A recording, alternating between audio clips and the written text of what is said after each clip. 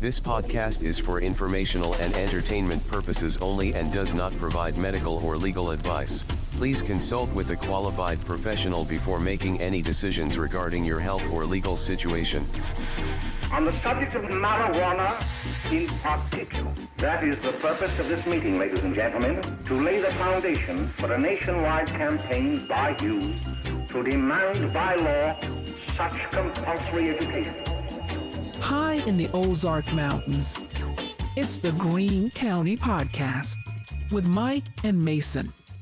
Mike and Mason, Mike back again. and Mason. It is the Greene County Podcast, and we love talking about weed. I also love smoking it.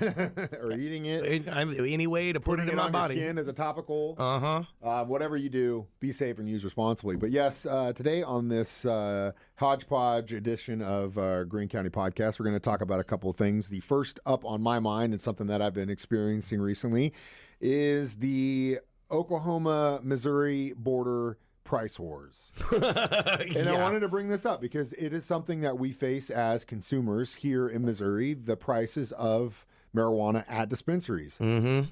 Just for relativity sake, I know for a fact that you can get a temp license in Oklahoma for a 30-day period. You can then drive into the closest dispensary, which is about an hour and a half away from Springfield, and you can get a quarter of dabs for $40. Yeah, but the temp license costs $100 for 1 month. But still, right? Factor that into your cost. Okay, so can then we add another $25 bucks. Wait. We're gonna, because I feel like this is gonna get heated quick. Can we pull back? Because it doesn't affect us as much. I mean, it does, but we're kind of not as close. Joplin, right? There's a green light. We have a green light. They have a green light, right? They're right next to that border. Yeah. And I know for a fact, like those really fancy Rove carts, they're like half the price at the in Oklahoma. Store. No, Oklahoma. But it's like literally 10 miles away. Yeah. Well, and it that's what I was drops gonna say. $50. I was going to say, just to make it easy, a quarter of dabs, which is 7 grams, would be $40 per gram. 45. No, yeah, 45 for a quarter in Oklahoma. The same price in Missouri buys you for 1 gram. So it's 7 times the price difference. Sometimes it's even more than that. For example, you can grab a zip in Oklahoma of some really good sugar for $90. That's 28 grams. Do the math on that. If you were to get the license, you're talking bulk versus individual pricing too, so we got to keep that in mind. But I agree with you, and I would not say it's like 7 times difference. Go to the 1-to-1, an ounce there, an ounce here. The carts there, carts here. I would say they get at least 50% discount. Like they pay 50% less than we do in the state of Missouri. Probably more across the board, though. Just like that's crazy to me. It blows my mind. And again, as a cultivator, that's still like if I'll tell you right now out of the gate, my friend, if we had those prices here, I probably wouldn't grow anymore. I can tell you some reasons why I think it's like that, because there are a lot of differences we do have to highlight between the two markets. It's states, right? We have recreational, right? Mm-hmm. That I feel like just adds another tax on top of the tax on top of the tax. And how much do they pay in taxes on top of their product versus how much we pay? You know what I mean? Mm-hmm. So I'm not a mathematician. I'm not an economist, but I think that might have a lot to do with it part too. Of it too. And again, I think really what it comes down to is the amount of licenses. In Missouri, it's like 190, something like that. In Oklahoma, it's over 2,000. That's crazy, so and they're just medical. That's even crazier. Well, because they just they just basically followed the California rule book because they were one of the first to do it, and they did that. Well, then once we got around to do it, they're like, oh, we don't want to go that hard. Shouldn't go that hard. But I think that also plays, and I think what you're saying is also valid. The idea that the recreational market is now in. The competition it's not as tight as it is in Oklahoma because again you have over 2,000 growers that are commercially licensed to grow just for medical. Yes, and they're gonna cut price. You would think with us going recreational, we have more demand, more competition. You would assume the price would go down, and It has for us a little, but not really. Not this holiday season. Not as much as it should, in my opinion. I was thinking in my mind within a year or 2 years of it, we'd start to see that drop. We just haven't. But I guess it's because the market is dictating that they're willing to pay that. So why would they change? Well, the market. I hate when they say the market dictates. If it's your only source for something and it costs something, that's how much you pay for it. That doesn't mean it's a valid price. But no, you're right. You know what I mean? Like that whole diabetes medicine or whatever. That's because the majority of the consumers in the state are not familiar with the fact that they could make that on their own. And if they all did that and started to do that, I bet you any amount of money that it would go down. Because then the market's dictating we're not going to pay $40 per gram because we can get 7 grams across 2 hours away. I'll just go save some time, spend some time. Now again, I did do this once, and at the time, to me, it wasn't worth the trip. It wasn't worth the time. $100 for a month. There's a limit on what you can buy, right? It's not. Oh, in Oklahoma there isn't. Can I tell you one thing we're not talking about? Crossing state lines. Well, technically, no, it's like the gun permit law stuff. They have to recognize it, and technically, I think Oklahoma does not recognize our medical licenses. They do, because you can get a temp license with. You can get a temp license, but they don't recognize your license. So I don't think that's a tax. It's like fireworks or cigarettes, technically. If there was a gas station that sold cartons of cigarettes cheaper on the other side of like Arkansas, the river, yeah. Even though I know people do it, Greene County Podcast, we like to talk about what is legal to do, and we'll discuss what people have done. Yeah, but again, cannot confirm or deny whether or not I have ever done it. Well, but still, like I said, I think at the end of the day, if everyone would see it that way, but most people don't, and it's convenience too. You can just drive through a drive-through and pay 4 times the amount, and you have to deal with it. But to convenience me, is that's crazy. Yeah, it's crazy. So much money. Great. One of the reasons I have a medical license and I grow. Yeah, big time. But again, if those prices were like they were in Oklahoma here, I wouldn't be growing. Yeah, I just wouldn't be. All right, we'll be back. You've got something to talk about next, right? Yeah, we'll go with your second thing. I'm curious. Mike said, hey, let's do this. I've got two things to talk about. And I said, what are they? He said, you'll find out. We'll find out together when we get back. We're back, Greene County Podcast. Mason's going to let me go again. Mm-hmm. Appreciate it. Yeah, I'm curious. What do you want to talk about? Well, I recently had my first run-in with clones. Run it in with clones. Yeah, I had sounds like a Star Wars movie. I never had done any clone. Oh, okay, growing. gotcha. Dude, it's the way. It is the way. It is another Star Wars reference. It is if you're cloning your own stuff, and what I mean by that is, for example, when I start seeds off at my house, the seeds automatically. It's almost as if they get used to the pH level that I've set, right? They're used to what the hardness of the water that I use, the pH. Oh yeah, once they start growing, they grow custom. Once you put that seed inside that paper towel and you start squirting it down with water, it now is used to right out of the gate what you've got. Mm-hmm. I didn't think that was real until I experienced clones. For example, every grow that I've had for 5 + 6 years now. No pH issues whatsoever. Mm-hmm. No magnesium issues. The only thing that I've ever really encountered was a little bit of newt burn. Yeah. I went overzealous at a certain point. I could tell you get the little burn on the leaves, and that's just the way it goes. But it's not going to kill your plant. It's okay. Yeah.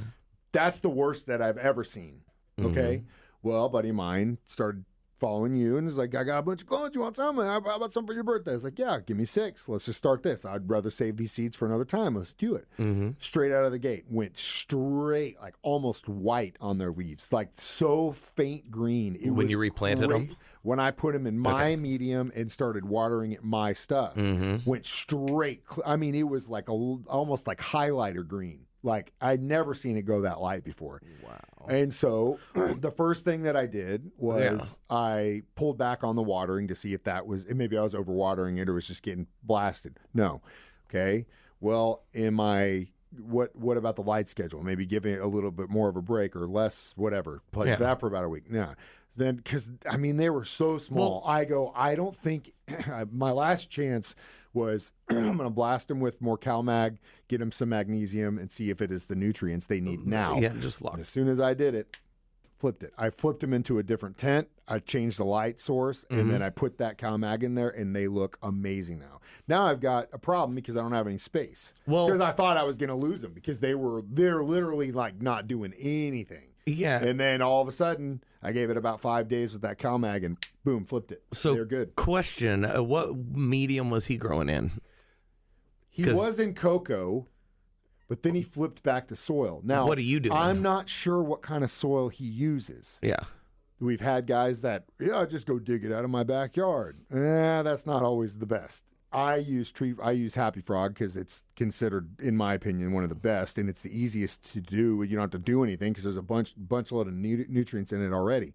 Mm-hmm. So I'm not too sure, but I know that his water pH situation is a lot different than mine is. Yeah. So I'm thinking that they got into my soil and got newt locked immediately because they just didn't know how to react to the change. Yeah, they weren't used to that much. Once I started blasting them with nutrients, then they go, oh, okay, this is what we're supposed to do. And now they're green, they're fucking praying up to the light, they look amazing. Nice. I don't know how they're going to fill out. Yeah. I could train them to. I'm not going to because I don't have enough space to. I'm just going to be like, we'll see who survives.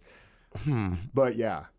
That was my first experience with clones, and it worked. I mean, they're doing great. Like I said, I went ahead because I thought they were on death's door. I moved them to the other tent, started 5 new ones. Yeah. So now I got to make some choices. I always play it safe. I'm trying to be very careful when it comes to clones and exchanging plants because I look at it as like the general ecosystem. Yes. You have, like you said, you have your water, your newts, the humidity level you like to keep your stuff at. Also, people have bugs. Every now and then I get like those little gnats. I've been lucky, man. It's because I don't use clean soil all the time. Yeah. Sometimes I will just grab like a random Miracle Grow or similar because it's on sale and I go through a lot of soil. So just a little disclaimer: if you ever Google "should I use Miracle Grow for growing," it's like the first thing you see. Do not use Miracle Grow. But I've only been successful. It works. It works. Man. The worst thing I have is like when it's like you can tell it's some like slosh that they picked up in New Orleans off the Delta just to like get rid of some earth and threw it in a bag I almost did Miracle Grow just to see, but I was already dealing with the problems and I really didn't want to be the one that could say, okay, well, it doesn't I'm always nervous to try, especially when it's tried and true. You know what I mean? Well, I haven't had a problem other than some gnats every now and then. That's easily fixable. But a buddy of mine gave me a clone over the holidays. He's like, I've got too many. I thought you might want one. And I was like, that's cool. And he just brought it over. And I was like, well, okay. These better not be males, dude. Right? That's exactly. I was like, do you know? Yeah. If you don't know, it's not coming in my house. Yeah, and I've been told, and that's another reason why I pulled them out of the tent. Because if they're in the smaller tent, and I can deal with that. If they're in my big tent, it's going to be a big pain in the ass to get all that pollen out of that thing. I'm going to have to literally bleach the hell out of that thing and deal with it. Yeah, get a new filter. If I see a seed on that thing, I'm coming for you, dude. Yeah. You better not be giving me no damn males, dude. I don't want that. All right. Well, at least that was a good, successful turn. I'll tell you in 3 months what it really did. But I can't wait. We'll smoke it and see how it goes. We'll smoke it and see how it goes. All right, we'll be back one more time. Mason's going to talk about what he's going to talk about next. Green County Podcast. And we're back, Green County Podcast. Mason and Mike.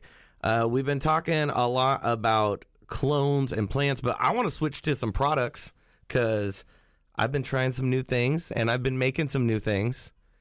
I, over the holidays, made a delicious beverage with probably too much THC in it. Mike, did you try it? Not yet. Oh, you should. I hid it from, because I was given it as a great holiday gift, and then I have my kids, and so I put it away. I haven't got a chance to. That's good. I've just been super busy.